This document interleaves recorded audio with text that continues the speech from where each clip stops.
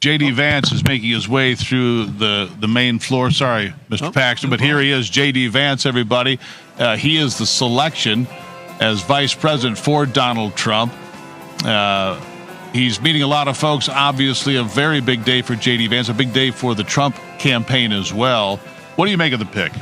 Look, he's young, energetic. He holds on to the right ideas. I don't know him well. Obviously, he's kind of a newcomer for me, so I don't know him super well, but I assume he's been vetted very well. And I'm excited because I think he's the kind of guy that will promote policies, the same types of policies that Donald Trump is promoting.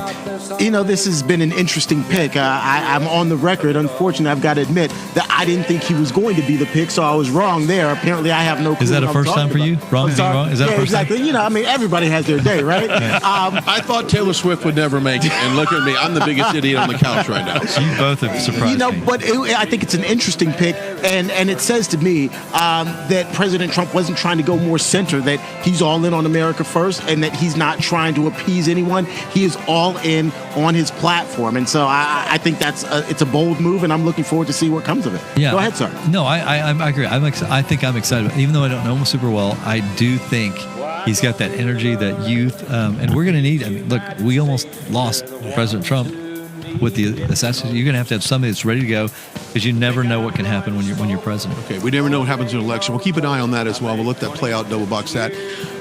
Election integrity. Illegal immigrants. We've got millions of them in the state of Texas. I'm reading that they're registering them to vote. How secure is the Texas elections in this next? Not, because we don't have proof of citizenship. We tried to pass proof of citizenship, so you couldn't vote unless you could prove your citizenship. And Dade Phelan, our speaker for the Democrats, is what I'm talking about. He killed it. So there's only 3 states in the country that have proof of citizenship. And so why did Joe Biden on day one announce he wasn't going to deport anybody? Why would you do that first day? Why would you announce it? You make it a public announcement. Why? Because you want the cartels to get people here as fast as possible, no longer hiding from border security, but cooperating with border security to get these people in the right states. And why? Because they know that they can give them a social security number, they get a driver's license, they register to vote. That was the plan the entire time. They've got millions of people here, and they're going to try to execute on these illegals, and they put them where they wanted them. They want them voting in the right states, and that's why they're here. Yeah. You steal Texas, it's over. 42 electoral votes. You steal Texas, they're trying to steal a lot of states. They're going after all the battleground states with illegal voting, and there is a reason. It's not just made up that he did this. This was first day. Why would you announce you want no more deportations? Because you want the cartels to get people here fast, and you want it to be in large numbers. Floodgates are open. Yes, he announced it. Bring them.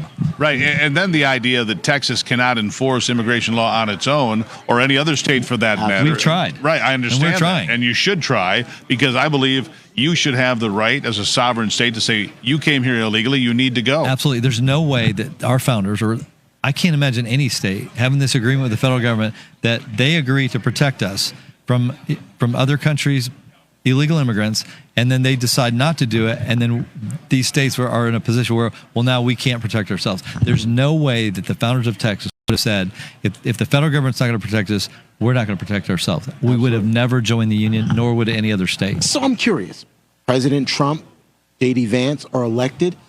Can they turn this around? Has so much damage been done that this is something that can be repaired? Absolutely. I'm an optimist. I truly believe that we are a nation of great people, and if we have great leadership, we have shown, World War II. Just think about what happened in World War II. We almost had no army, and we built that thing up so fast, and we took on the entire world, and we did it. I think that same thing can happen today, and I believe it. And I wouldn't be here doing what I'm doing if I didn't believe it. All right, so that was the optimist. How about the realist in you?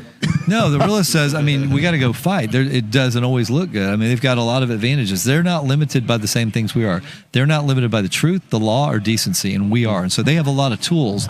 They can go prosecute people for things they didn't do. They can try to put people in jail, and that's part of the plan.